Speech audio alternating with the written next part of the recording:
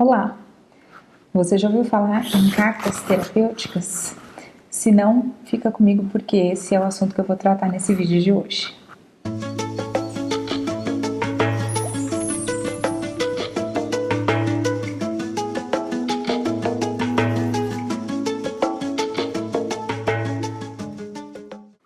Quem é meu paciente já me conhece sabe que as cartas terapêuticas são uma ferramenta adicional que eu utilizo em consultório, associando já com os outros métodos, as outras técnicas de terapia integrativa que eu utilizo. Algumas delas técnicas manuais, enfim.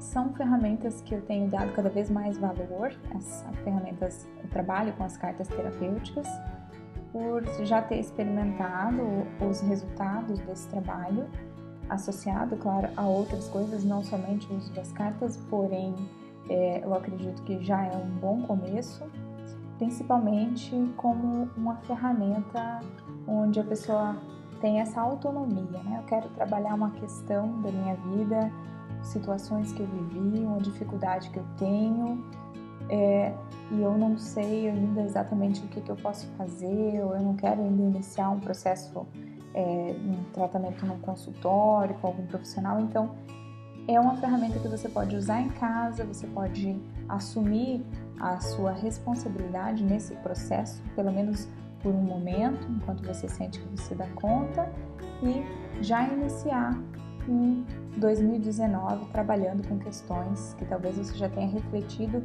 sobre, que você precisa encontrar soluções, né? Melhorar, para que você tenha os resultados que você determinou aí para o ano de 2019, você chegue e consiga atingir essas suas metas. Bom, nós temos, eu e a minha amiga Luana Frasson, que também é fisioterapeuta, um projeto em comum que se chama Projeto Nosso Corpo Fala. O projeto Nosso Corpo Fala tem um site, que é o www.nossocorpofala.com.br. Lá existe um e-book disponível que nós desenvolvemos, eu e ela, em parceria, que se chama o e-book das cartas terapêuticas. Tem mais de um e-book, mas esse e-book em específico também está no meu site, que é o fisioquantum.com. Os links vão acompanhar o vídeo. Eu aconselho, né, qualquer um que assista esse vídeo até o final, vai valer a pena, porque eu vou falar de cartas terapêuticas relacionadas aos pais. Especificamente, essa é a temática. Então, fique comigo e você vai entender a utilidade dessa ferramenta. Vamos falar um pouco sobre isso. Primeiro, por que fazer cartas terapêuticas? Bom, essa é uma coisa que é a primeira questão que eu tenho que responder para vocês entenderem a utilidade dessa ferramenta. O Dr. Hammer, que é aquele médico alemão que fala sobre as leis biológicas, as 5 leis biológicas, que eu também utilizo muito esse conhecimento dessa medicina em consultório, ele fala que uma das questões, um dos pontos para que a gente adoeça é exatamente o fato da gente viver as situações que nós não lidamos muito bem em isolamento. Ou seja, viver em isolamento, algo é você não conseguir expressar, é você escolher às vezes viver aquilo sozinho, viver sem falar a respeito, ou até mesmo quando você não consegue falar sobre o assunto, ou você não consegue colocar em palavras o que você sente, o que você está vivenciando. Então você acaba vivendo aquilo em isolamento. Essa é uma das grandes características por trás de muitos dos sintomas que nós apresentamos, tá? E então esse já é um dos primeiros pontos pelos quais seria interessante para nós utilizarmos as cartas terapêuticas como uma ferramenta de trabalho de autorresponsabilidade. A outra questão é que quando nós escrevemos é diferente de quando nós pensamos, é também diferente de quando nós falamos. Quando nós escrevemos, nós temos uma outra possibilidade, uma outra faceta de entender o que nós sentimos em relação àquilo que foi vivido. É uma forma de nos entender o que foi vivido, a forma como eu me senti, porque muitas vezes na hora que eu estou escrevendo uma carta é que vem uma expressão de algo que eu nem não tinha ideia de que era daquela forma que eu havia sentido. Então é um momento de colocar para fora, através da escrita, que muitas vezes até nos surpreende em relação à nossa percepção do que a gente viveu. A gente começa a entender um pouco melhor como a gente se sentiu diante daquela situação. Uma outra questão é essa justamente consequência dessa segunda, que é esse autoconhecimento. Então, nossa, olha só, a partir do momento que eu escrevo e leio uma carta, eu posso ter, inclusive, a possibilidade de ter essa impressão de que, nossa, parece que foi outra pessoa que escreveu, eu nem sabia que eu me sentia dessa forma. Você começa a se conhecer mais, você começa a entender como você responde, como você reage às situações que você vive. Isso é uma parte importante desse processo que é o autoconhecimento. E a quarta e última indicação, eu diria, para que a gente trabalhe com essa ferramenta das cartas é o ato de ressignificar. O que vem a ser ressignificar? Ressignificar é o ato, é a ação de dar um novo sentido a algo que foi vivido ou a alguém. Você dar um novo sentido, para algumas pessoas pode parecer uma coisa difícil de entender, talvez é o primeiro momento que você escute isso e você para e pensa, nossa, mas como assim? Como que eu vou conseguir dar um novo sentido àquilo? Já tem um sentido, já é muito claro para mim o que aconteceu, a forma como aconteceu e como eu me senti em relação àquilo. Então fica difícil para mim, porque foi muito sofrido, dar um novo sentido. Porém, ressignificar, ao contrário do que muitos pensam, é sempre uma escolha. A partir do momento que eu já sei o que eu vivi, quando eu escrevo, eu entendo ainda mais e melhor como eu me senti naquela situação, em relação àquela pessoa, eu posso e tenho a oportunidade, caso eu queira, porque é uma escolha minha, de dar ou não um novo sentido. Se eu entendo como aquilo me afeta, como aquilo faz mal para a minha vida, eu entendo que é chegada a hora de evoluir em relação a essa questão e de finalmente resolver, eu posso buscar um novo sentido para o que foi vivido. E buscar esse novo sentido, geralmente é algo que eu chamo de dar uma chance para nós mesmos. Já uma chance de você transformar a forma como você vê algo. É você buscar um sentido positivo no que foi vivido. Porque por pior que sejam as situações, é praticamente impossível a gente não tirar nenhum aprendizado do que foi vivido. Por mais que seja dolorido, às vezes é um aprendizado que não é algo assim, olha, eu aprendi algo positivo com isso, no sentido de que eu descobri o que é o amor, eu descobri, não, pode ser que você descubra o que não é o amor, pode ser que você descubra o que não é uma amizade, o que não é um ato de fidelidade, porém você vai aprender. Invariavelmente as situações negativas elas trazem sim esse conhecimento e elas nos confrontam e exigem de nós um certo amadurecimento em algum aspecto. E quando a gente resiste a isso, geralmente é quando a gente sofre. As pessoas que têm mais dificuldade de ressignificar, ou seja, de dar um novo sentido ao que foi vivido, geralmente são as pessoas que sofrem mais e que ficam mais tempo paradas naquele mesmo espaço-tempo onde aquela situação ruim aconteceu. Não raro isso acontece, se você puxar na memória você vai lembrar de algumas pessoas que após vivenciarem certas situações dramáticas na vida, com todo sentido, ficaram muito chateadas, talvez até deprimidas, mas elas por não superarem, acabam arrastando esse estado ao longo dos anos, permanecendo basicamente sem nenhuma mudança. Às vezes até a conversa da pessoa ainda é a mesma, de 10, 15, 20 anos atrás. A mentalidade fica estagnada. Isso é um exemplo de uma pessoa que tem dificuldade de dar um novo sentido, de ressignificar. E o sofrimento que ela tem com isso é uma amostra, do quão é difícil a gente não desenvolver essa habilidade, do quanto isso custa, quanto é penoso. Não deixa de ser um aprendizado, porém, a duras custas, a duras penas,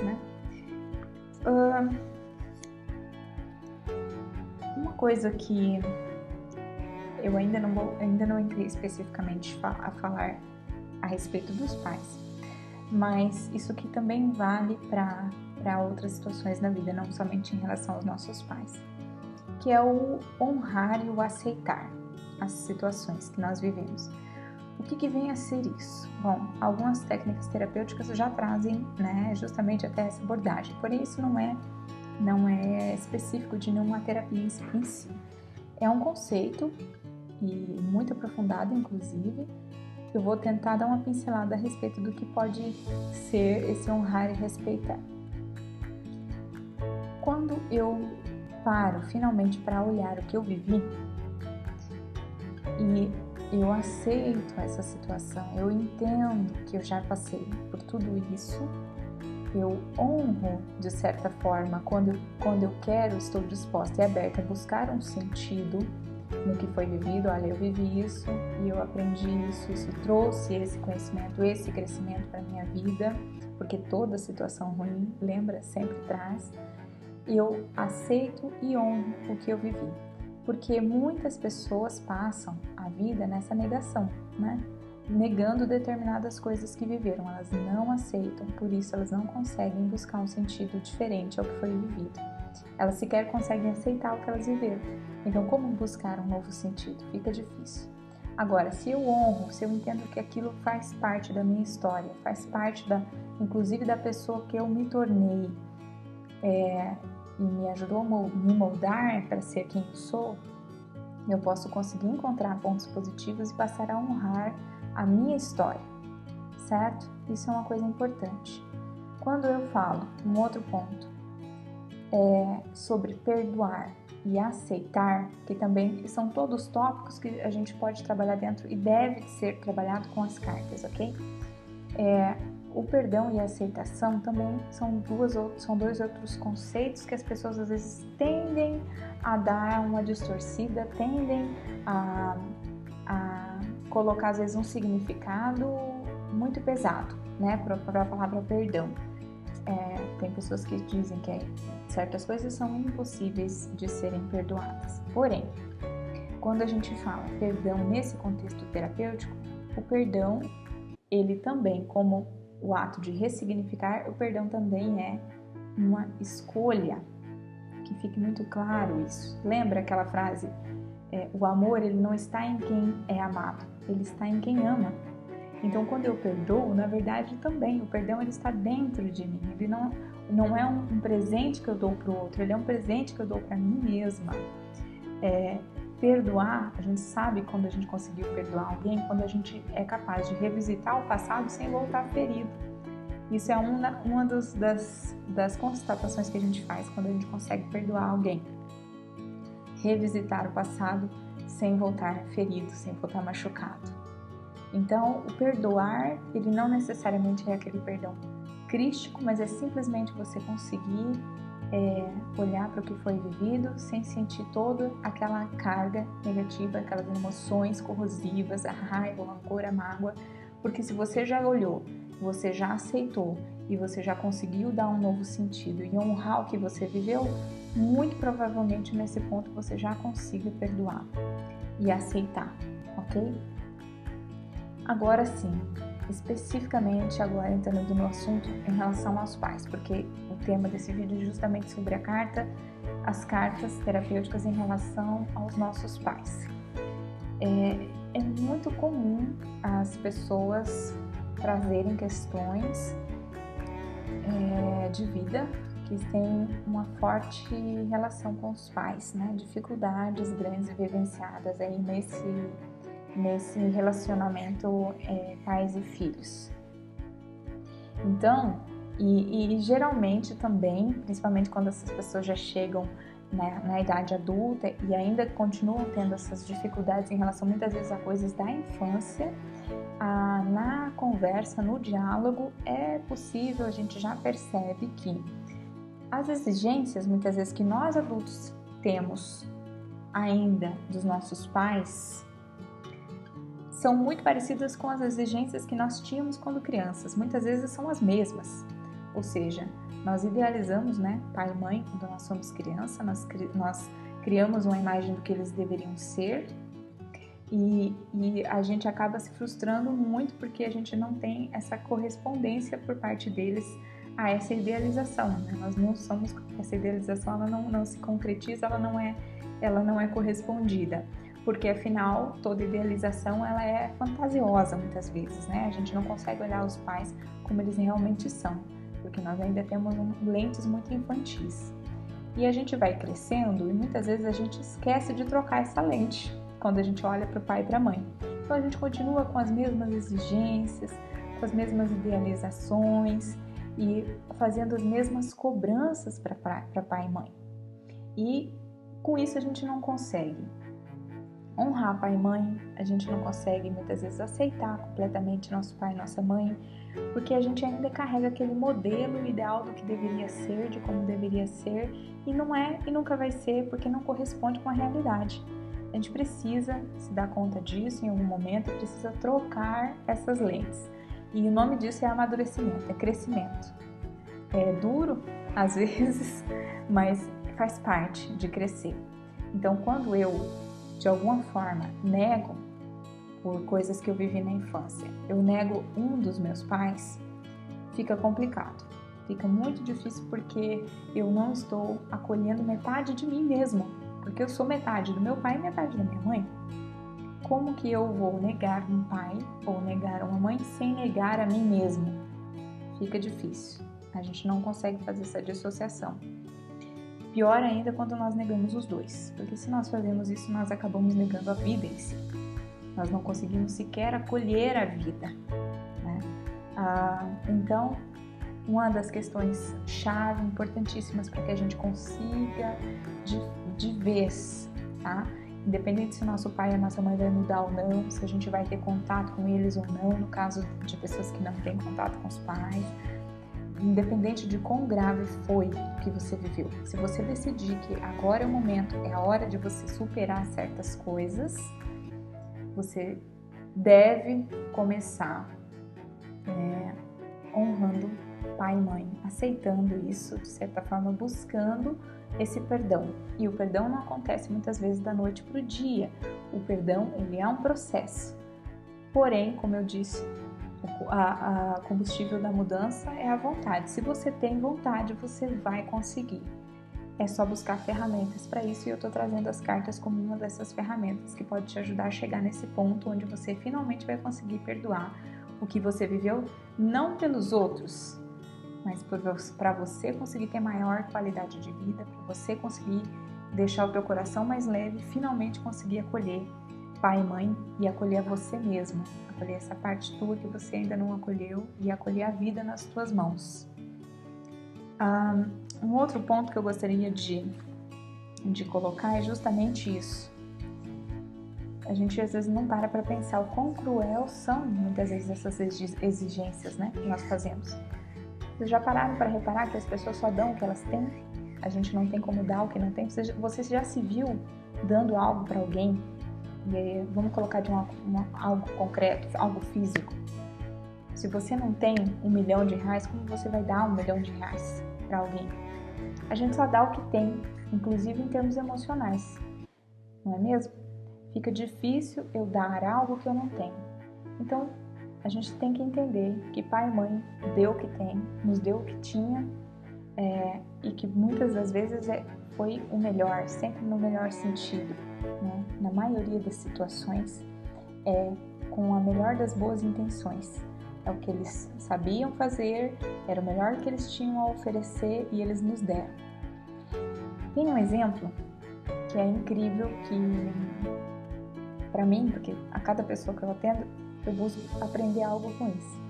E olha que reflexão interessante, porque uma pessoa me falou o seguinte, que o pai não aceitava os pais e que os pais eram pessoas extremamente egoístas. Bom, a pessoa que é egoísta, ela pensa somente nela mesma, né? Dificilmente ela prioriza outras coisas, outras pessoas na vida. É uma pessoa que vive em função de si.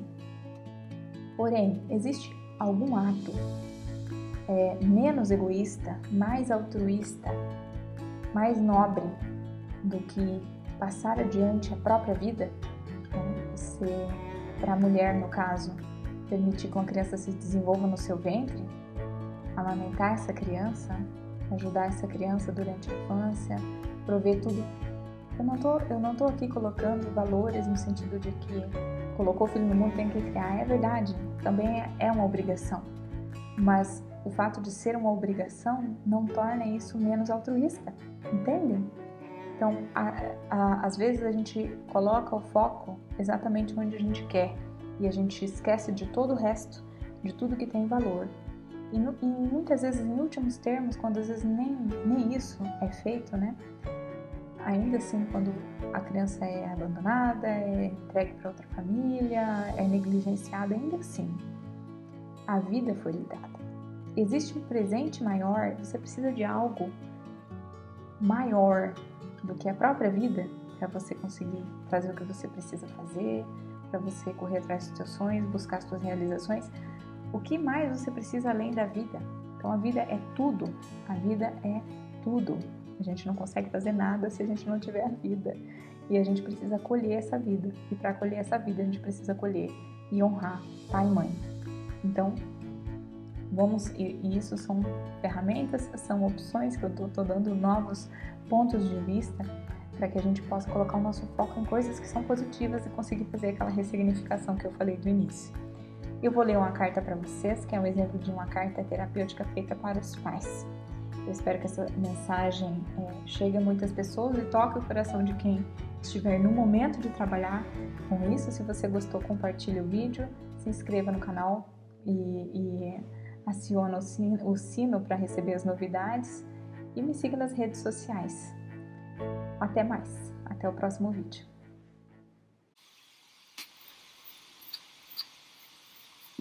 Carta de liberação dos pais. Esta sou eu, escreva seu nome e sobrenome. Nascida em, escreva sua data de nascimento. E nesse ato, de meu punho e letra, redijo hoje esta carta, como um presente à família a qual pertenço.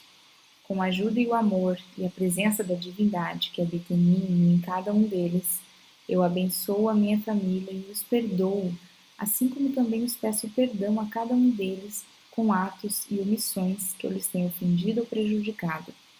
Me libero nesse ato da necessidade infantil, de reclamar atenção e cuidados, que genuinamente uma criança merece e necessita, mas que, já como adulta, não são absolutamente necessários.